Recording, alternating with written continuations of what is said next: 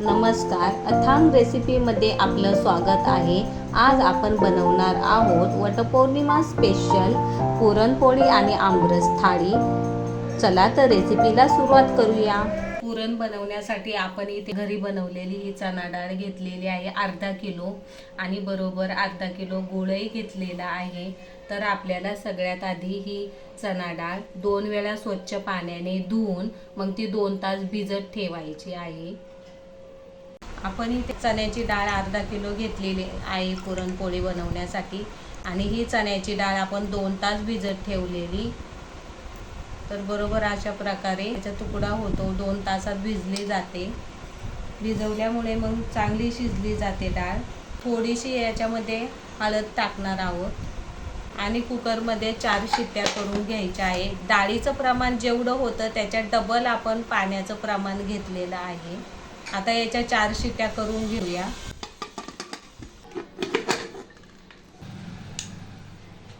तर आपली डाळ चांगली शिजलेली आहे। आता डाळ आपण गाळून घेऊया।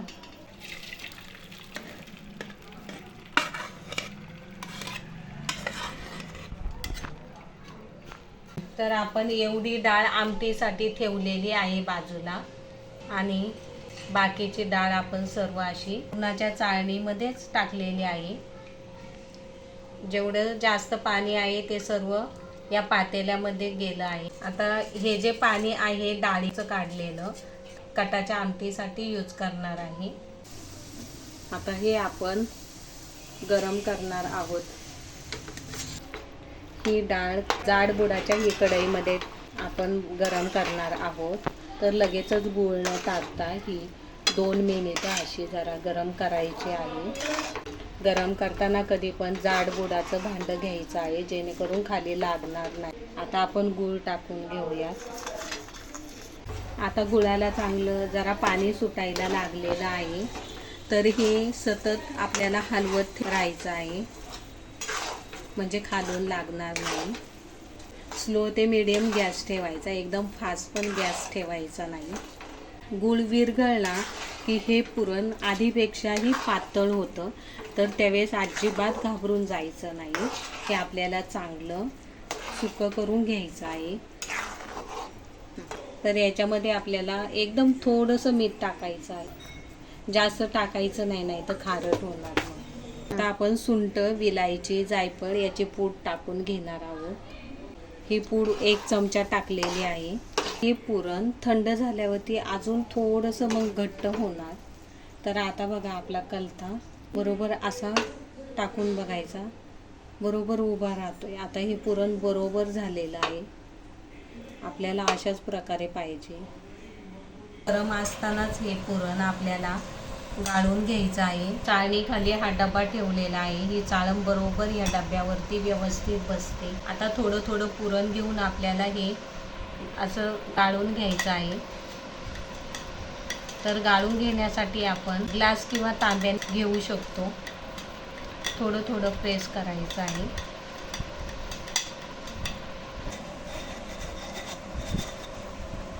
तर अशा प्रकारे आपलं पुरण बारीक झालेलं आहे। असंच बाकीचं सर्व करून घ्यायचं आहे आपल्याला। अशा प्रकारे आपलं पुरण सर्व गाळून झालेलं आहे, एकदम बारीक गाळलेलं आहे। आता आपण पोळ्या बनवून घेऊया। पोळ्यांसाठीचे आपल्याला कणिक मळायची आहे। त्याच्यासाठी आपण पाव किलो इथे गव्हाचं पीठ घेतलेलं आहे, ते चाळून घेऊया। आता आपण पाव किलो इथे मैदा घेतलेला आहे, तो पण चाळून घेऊ। आपण नेहमी कणिक मळतो त्याच्यापेक्षा थोडंसं कमी मीठ टाकायचं आहे। याच्यामध्ये 1 चमचा तेल टाकायचं आहे। हे सर्व चांगलं मिक्स केल्याच्या नंतर मग आपण कणिक मळून घेऊया। नेहमी कणिक मळतो त्यापेक्षा थोडीशी घट्टच मळायची आहे। त्या प्रकारे मी हे कणिक मळून घेतलेली आहे आणि आता थोडंसं तेल लावून हे अर्धा तास आपण भिजत ठेवणार आहोत। आता याच्यावरती आपण झाकण ठेवून बाजूला ठेवून देऊया। आपली कणिक आता भिजून झाली आहे, अर्धा तास बरोबर झाला। चांगली सॉफ्ट झालेली आहे. आता ती पुन्हा 5 मिनिटं मळून घेऊया. त्याचा आपण एवढा गोळा घेतलेला आहे, तो आता पिठामध्ये आपण डीप करूया. हे अशी वाटी बनवून घेऊ. तुम्हाला जर अशी वाटी नसेल बनवता येत तर पळपटावरती तुम्ही लाटूनही त्याच्यामध्ये पुरण भरू शकता. तर मध्ये थोडंसं जाड ठेवायचं आहे आणि साईडने अशी वाटी बनवून घ्यायची आहे. तर इथे आपण पिठापेक्षा पुरण थोडंसं जास्त घेतलेलं आहे.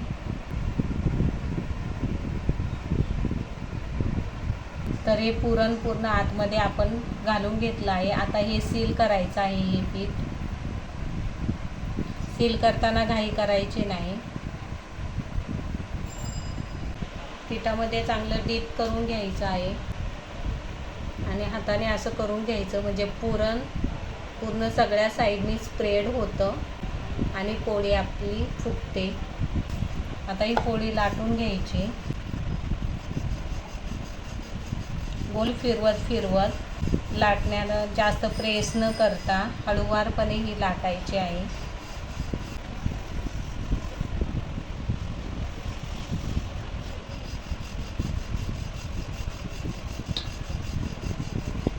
साईडने बरोबर पातळ लाटून घ्यायची. पोळीच्या कडा आपल्याला पातळ करायच्या आहे. तर अशा पद्धतीने आपली पोळी तयार आहे. आपण तापत ठेवलेला आहे. आता त्याला तेल लावून घेऊया. बारीकसे बबल्स यायला लागले की मग आपल्याला पोळी पलटी करून घ्यायची आहे. तर आता पोळी पलटी करून घेऊया.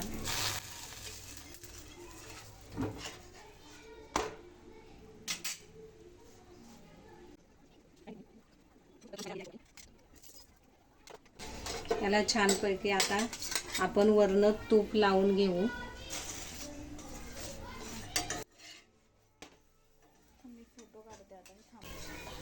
पोळी आपली तयार झालेली आहे. ही काढून घेऊया. आपण कटाच्या आमटीचे साहित्य इथे घेतलेले आहे. कांदा तेलामध्ये भाजून घेतलेला आहे चांगला लालसर, आणि इथे गॅसच्या जाळावरती हा एक कांदा भाजलेला आहे. इथे घेतलेले आहे खोबऱ्याचे काप तेलामध्ये भाजून घेतलेले आहे चांगले. इथे घेतलेले आहे लसणाच्या पाकळ्या सोलून घेतलेल्या आहे. इथे 1.5 इंच आले घेतलेले आहे. इथे धने भाजून घेतलेले आहे. 1 चमचा जिरा घेतलेला आहे. त्यानंतर इथे डाळ वाटायला घेतलेली आहे आपण, आणि इथे कोथिंबीर 2 पाण्याने धुवून कापून घेतलेली आहे. हे सर्व आपल्याला आता मिक्सरमध्ये वाटून घ्यायचं आहे.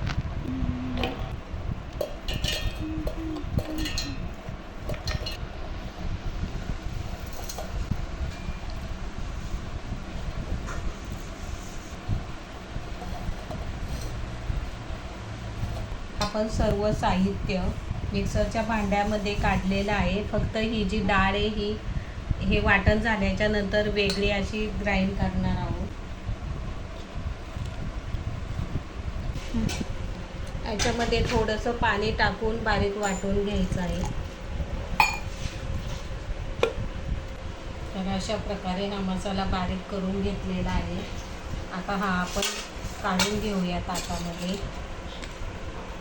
आता याच भांड्यामध्ये आपण डाळ एकदा फिरवून घेणार आहे.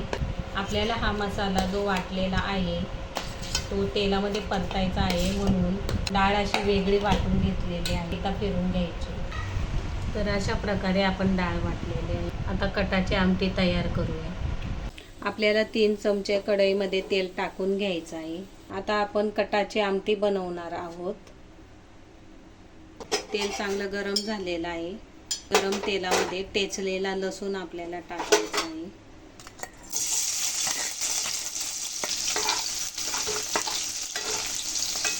आता आपल्याला हे खोबरं टाकायचं आहे. ते पण टेचून घेतलेलं आहे खोबरंचा. कढीपत्ता टाकायचा. आता आपल्याला टाकायचे आहे अर्धा चमचा हळद, 2 चमचे घरगुती मसाला, 1.5 चमचा संडे स्पेशल गोडा मसाला, आणि 1.5 चमचा काश्मीरी पावडर. आपल्या घरगुती मसाल्यामध्येच गरम मसाले टाकलेले आहे आणि संडे मसाल्यामध्ये पण गरम मसाले असल्यामुळे आपण वेगळे असे गरम मसाले भाजून याच्यामध्ये टाकलेले नाही आहे. आता आपण टाकूयात हे वाटण.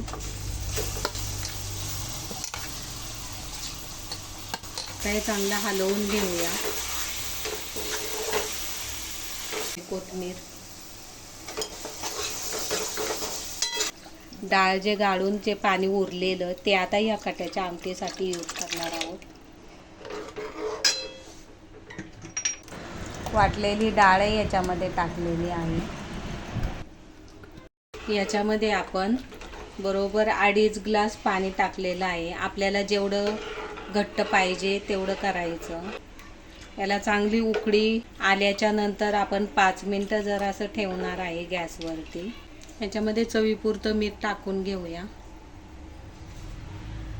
तर कटाच्या आमटीला चांगली खळखळ उकळी आलेली आहे.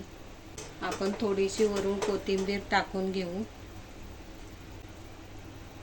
आणि उकळी आल्याच्या नंतर 5 ते 7 मिनटं जरा आटून द्यायचं आहे बारीक गॅस करून. तर इथे आपली कटाची आमटी तयार आहे. तर भजीसाठी इथे मी कांदा बारीक कापून घेतलेला आहे आणि एकदम सुट्टा सुट्टा करून घेतलेला आहे. तर याच्यामध्ये आपण मीठ टाकून घेऊया, मिक्स करून घेऊ आणि 15 मिनिटं हे असंच ठेवू. मिठामुळे पाणी सुटेल आणि मग भजीचं पीठ आपण मळून घेणार आहे. आता हे 15 मिनिटं साईडला ठेवूया. आता आपण भजीचं पीठ मळून घेणार आहोत. कांद्याला चांगलं पाणी सुटलेलं आहे,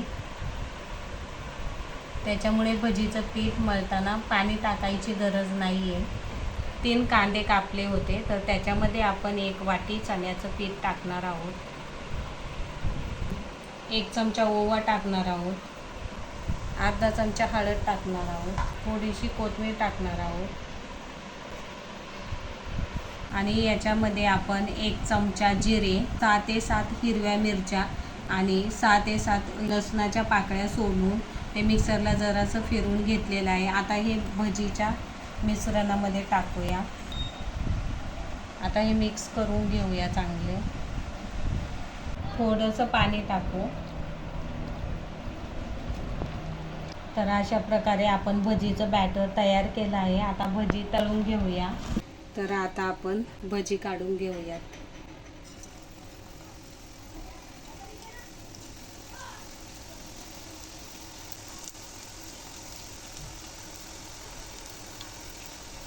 जरासे लाल व्हायला लागलेले आहे. आता आपण पलटी करून घेऊ.